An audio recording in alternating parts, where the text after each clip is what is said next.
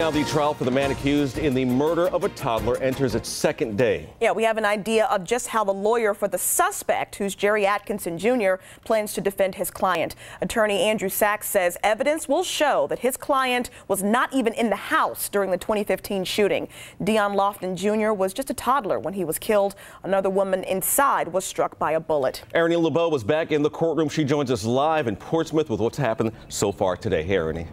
Hey guys, like you mentioned, it's day 2 of the Jerry Atkinson Jr. trial, and today we've actually heard more witness testimony presented by the Commonwealth's attorney, including from the lead detective that night, Detective Gibbs with the Portsmouth Police Department, who actually interviewed Atkinson that night about his whereabouts on June 27th of 2015.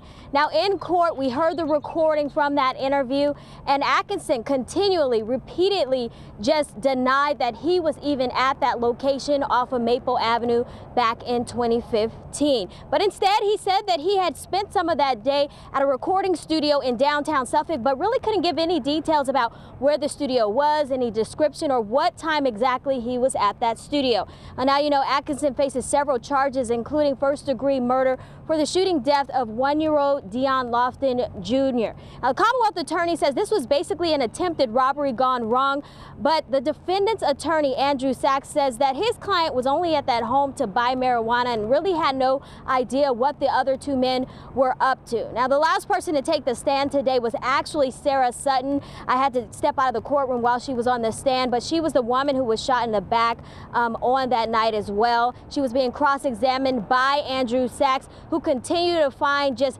different type of inconsistencies in her testimony from what she told the court back at a preliminary hearing in November of 2015 and now today. So this court is actually supposed to have a lot more witnesses throughout the day, and tomorrow is expected to wrap up tomorrow. But that's the latest here in Portsmouth. I'm Ernie LeBeau, 13 News Now. Ernie,